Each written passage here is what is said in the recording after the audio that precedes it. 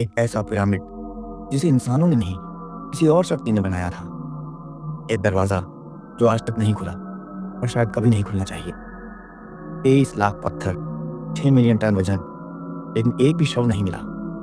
अगर ये सिर्फ मकबरा था तो खुफू की मम्मी आज तक क्यों नहीं मिली? जो अब आप सुनने जा रहे हैं वो इतिहास नहीं, एक रहस्य है, और शायद एक चेतावनी भी। तैयार हो जाइए, क्योंकि आज हम आपको ले चलेंगे मिस्र के उन रहस्यों में जहां अब भी कुछ जिंदा है। शायद खुफू खुद, सीढ़ीदार पिरामिड, झुकाव वाला पिरामिड, और अंत में सही आकार का पिरामिड, जैसे कि आप गीजा के महान पिरामिड को देखते हैं।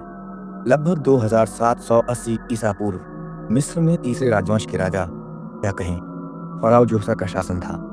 दस्तावेजों में पहले ऐतिहासिक रूप से मौजूद मिस्र के पिरामिड का श्रेय जोसर को ही दिया जाता है।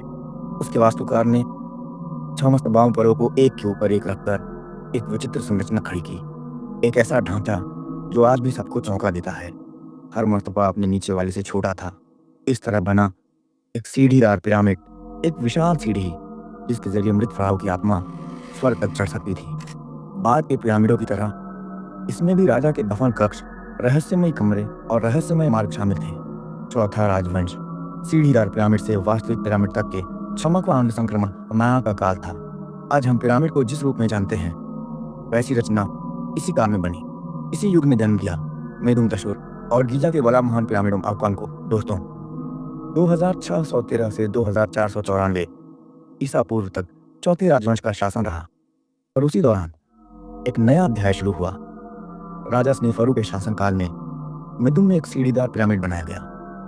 फिर उसे पत्थरों से भर दिया गया और चुना पत्थर के चिकने आवरण से ढक दिया गया।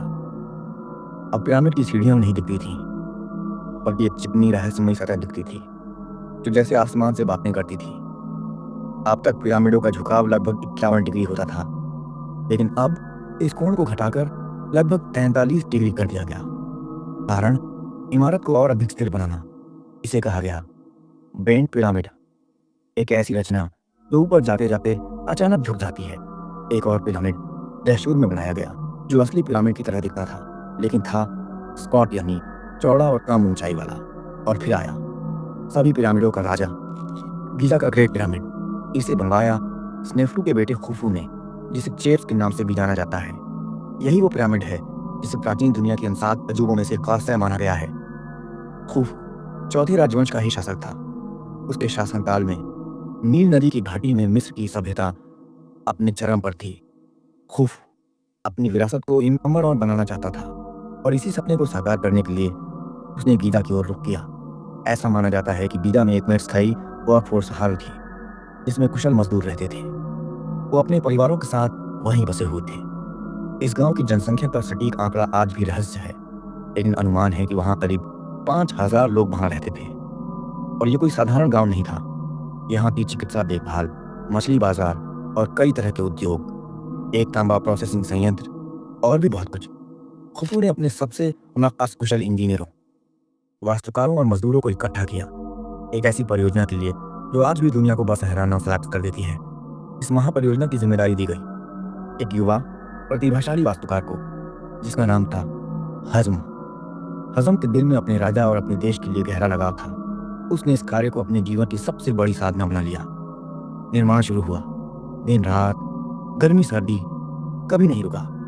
हजारों मजदूर पत्थर काटते, तराशते और ढूंढते रहे, और फिर एक अद्भुत कल्पना साकार हुई। एक संरचना जिसका आधार था चौकोर और जो ऊपर जाकर एक बिंदु पर खत्म होती थी।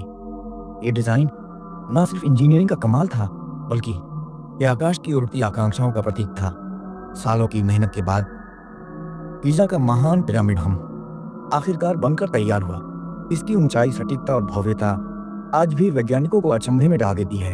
इस पिरामिड को खुफू के नाम से जाना जाता है, और यह अभी प्राचीन दुनिया का एकमात्र बचा हुआ अजूबा है। क्यों? क्योंकि यह विशाल है, रहस्यमयी है, और शायद कुछ छिपा हुआ भी है। इसे बनाने में लगे 20 साल। इसका आधार 13 एकड़, प्रत्येक भुजा 6555 फीट, ऊंचाई पहले 481 फीट, आज की ऊंचाई 450 फीट, कुल ब्लॉक्स 23 लाख, वजन लगभग 6 मिलियन टन शोधकर्ताओं के अनुसार। इसमें 55 लाख टन चूना पत्थर, 8000 टन ग्रेनाइट और 5 लाख टन मोटार का इस्तेमाल हुआ। अधिकांश पत्थर पास की खदानों से लाए गए, लेकिन कुछ खास पत्थर नील नदी के पार से और ग्रेनाइट 900 किलोमीटर दूर आसवान सौर से 25 से 80 टन वजन वाले विशाल ग्रेनाइट पत्थर राजा के कक्ष की छत और राहत कक्षों में लगाए गए। कुछ इतिहासकार मानते हैं कि यह निर्माण दासों या विदेशी कैदियों द्वारा जबरन कराया गया था, लेकिन सच्चाई कुछ और ही कहती है। शायद आज भी उन मजदूरों की चीखें दीवारों में गूंजती हैं, लेकिन क्या यही पूरी सच्चाई है, या फिर इस पिरामिड में कुछ ऐसा भी है जो आज तक दुनिया से छुपाया गया है? कुछ कहते हैं पिरामिड के भीतर एक दरवाजा है जो आज तक कभी नहीं खोला गया। आखिर उसमें क्या है? क्या गीजा का ग्रेट पिरामिड सिर्फ एक मकबरा है, या फिर ब्रह्मांडीय रहस्य छुपा है इसके अंदर? वीडियो पसंद आई हो तो वीडियो को लाइक करें, कमेंट करें और वीडियो को सब्सक्राइब करें और बेल आइकॉन को दबाना न भूलें। धन्यवाद।